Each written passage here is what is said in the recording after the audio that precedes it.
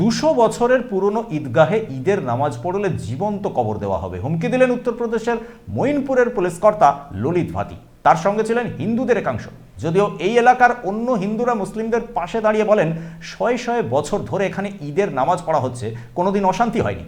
ঈদের দিন ঈদগাহে নামাজ পড়লে এখানেই জীবন্ত কবর দেওয়া হবে, হুমকি দিলেন উত্তরপ্রদেশের মঈনপুর জেলার পুলিশ কর্তা। কয়েকশো বছরের পুরনো ঈদগাহে নামাজ পড়তে গিয়েছিলেন মুসলিমরা, সেখানে হাজির হন পুলিশ কর্তা ললিত ভাতি। তার সঙ্গে ছিলেন হিন্দুরাও। ঈদগাহের কেয়ারটেকার শাকির হোসেন দাবি জানান, কয়েকশো বছর ধরে এখানে নামাজ পড়ছেন মুসলিমরা, কখনো কোনোদিন অশান্তি হয়নি, এমনকি স্থানীয় হিন্দুরাও কোনোদিনই আপত্তি জানাননি। তাহলে কেন এখন আপত্তি তুলছেন পুলিশ কর্তা? দীর্ঘ 20 মিনিট ধরে তার সঙ্গে বাদানুবাদ হয় মুসলিমদের। স্থানীয় হিন্দুদের একাংশ মুসলিমদের পক্ষ নেন, তবে অন্য অংশ পুলিশ কর্তার পাশে দাঁড়িয়ে নামাজে বাধা দিতে থাকেন। তখনই মেজাজ হারিয়ে মুসলিমদের উদ্দেশ্যে যোগী সরকারের পুলিশ কর্তা ললিত ভাতি বলেন, এখানেই আপনাদের জীবন্ত কবর দেব।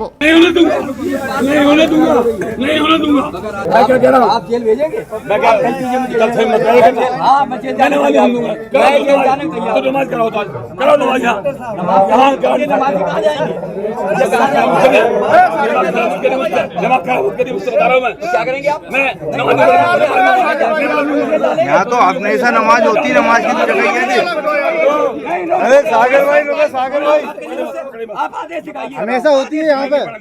आप आदेश सिखाइए, हम बता देंगे।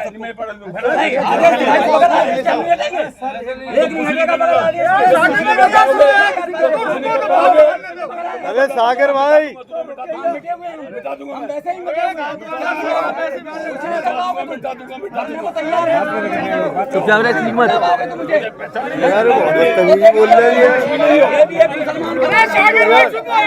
মঈনপুরে দীর্ঘদিন ধরে সমাজবাদী পার্টির গড় বলেই পরিচিত। এখানে মুসলিমদের সংখ্যাই বেশি। ঈদের দিন সকালে ঈদগাহে হাজির হন ললিত ভাতি। তিনি বলেন, নামাজ পড়া যাবে না, হিন্দুদের আপত্তি রয়েছে। যদিও হিন্দু সম্প্রদায়ের একাংশ জানিয়ে দেন, মসজিদে নামাজে কোনো আপত্তি নেই তাদের। ঈদের ঠিক আগে আরএসএস উত্তরপ্রদেশের বিজেপি নেতাদের কাছে বার্তা পাঠিয়েছিল, কোনোভাবেই সাম্প্রদায়িক সম্প্রীতি নষ্ট হয় এমন কিছু করা যাবে না। এজন্য যোগী প্রশাসনকে কড়া হতে নির্দেশ দিয়েছিলেন তিনি। তা সত্ত্বেও দেখা গেল সেই যোগীর পুলিশই ঈদগাহে নামাজ পড়তে বাধা দিচ্ছেন মুসলিমদের। ব্যুরো রিপোর্ট, পূবের কলম ডিজিটাল।